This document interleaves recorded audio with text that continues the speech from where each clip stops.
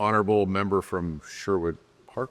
Thank you, Mr. Speaker. Really happy to rise for the first time in the second session of the 31st legislature. It's a big deal. We had our second speech from the throne. So we had a speech from the throne. It was brought forward. It's a big deal. The government was able to lay out agenda. No doubt been planning for months. We ended last April. And so also on that same day, they brought forward Bill 1. Different documents of substance, the speech from the throne and Bill 1. Some other changes over the summer, break away from being in the legislature, Mr. Speaker. And on this side of the House, our leader decided that a couple of members would change responsibilities, and my responsibilities switched to affordability and utilities. So I was eager to go through the speech from the throne.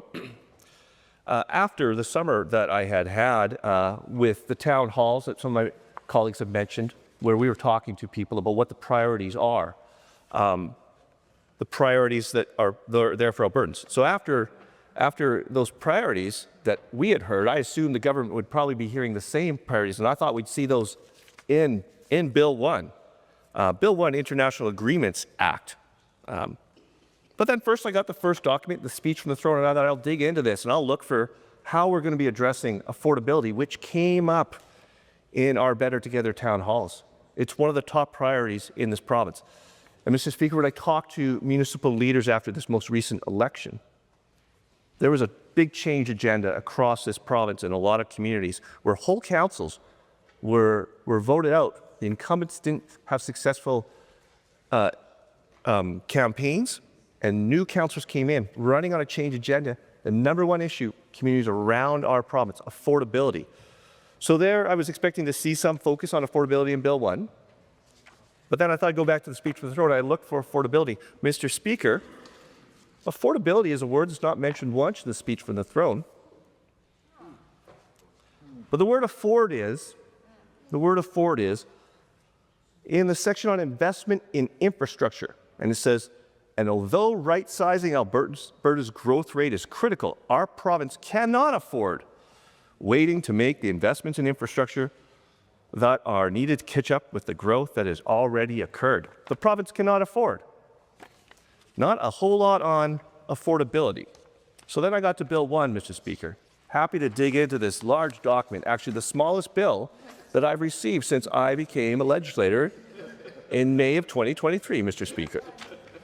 It has 2 pages and 1 clause, which I'm told has maybe 1 or 2 words changed from existing legislation. Learning, at first I got excited. I thought, oh, this is how this government is going to really stick it to the climate change accord. Alberta's going to get out of the Paris Accord, and it's through this bill. But it turns out that's not what this bill does. It doesn't do that at all, Mr. Speaker. Of course, Alberta legislators approve legislation that comes from international agreements before we implement them here in the province. We are Canadians. This is what Canadian provinces do. It's a very standard procedure.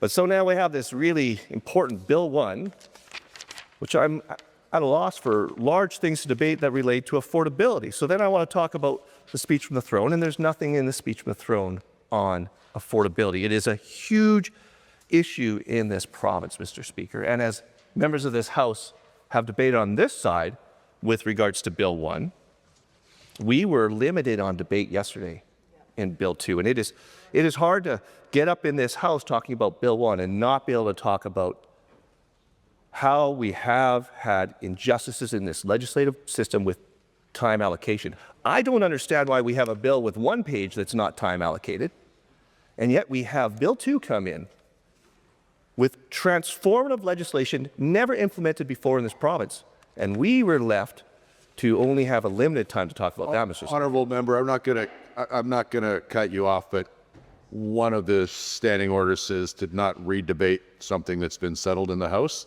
So just please relate whatever you're saying to the bill before us, if you don't mind.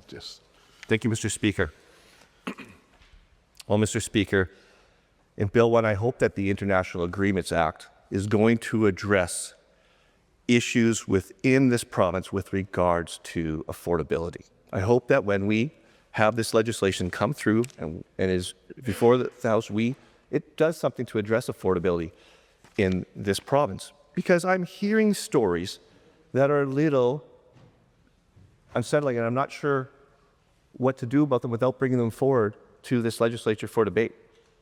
I talked to a constituent just this week who manages a grocery store, part of a large chain in southwest Edmonton. He's a constituent of Sherwood Park, where all roads lead. So it's natural that a manager of a Sobeys, a large grocery store, might be someone who lives in Sherwood Park.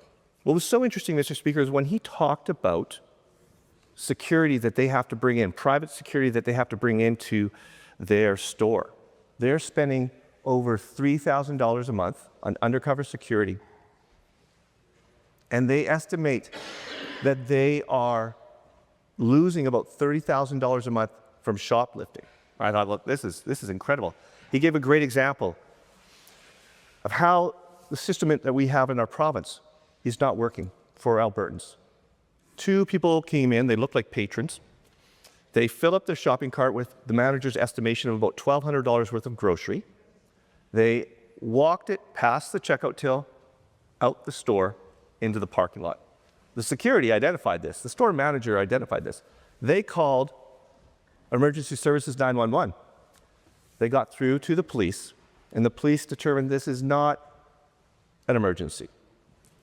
People are watching a crime underway, and the police have determined it's not an emergency. They do not have the resources to direct police to the grocery store. And so they had to just record it as well as they could. The people loaded up the groceries in the car and they drove away. And that was an interesting thing.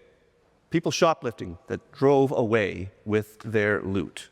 It is a different world than what I would imagine that someone is trying to maybe, when you hear that word shoplifting, maybe grabbing a chocolate bar and sticking it into their pocket or trying to hide it on their way out. No, this is blatant crime happening in our society.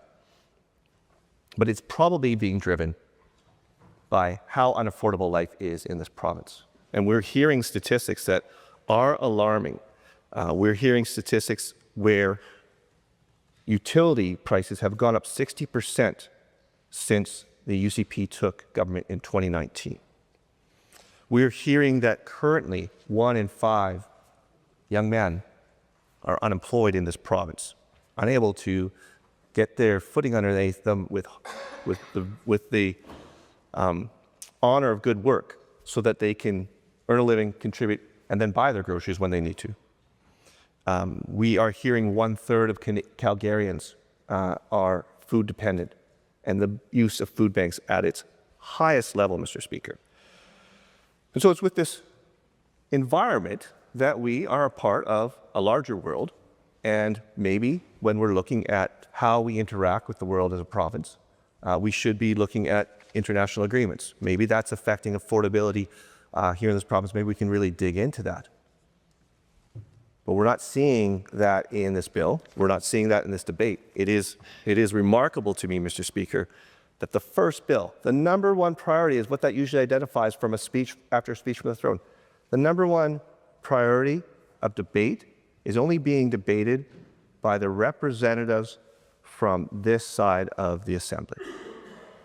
We would think that after months to prepare for a new session in the legislature, that this government would take the time to plan out the legislation that they want to be bringing forward, and all their members would be eager to discuss it in debate, bring forward the perspective from their riding so that we could have a fulsome discussion on the legislation that we are asked to debate in this House as representatives, because that is our main role. We want to be able to represent our constituents. We want to be able to have fulsome debate and get to a place where we've had a good discussion, and when no more discussion is really valuable, Mr. Speaker, we look to you to call questions so that we can have a vote on it.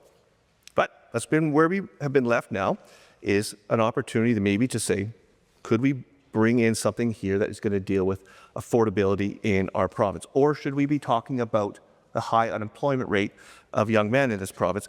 Or should we be talking about a way to address utility costs in this province so that we can bring affordability in line with where it is needed for people of Alberta?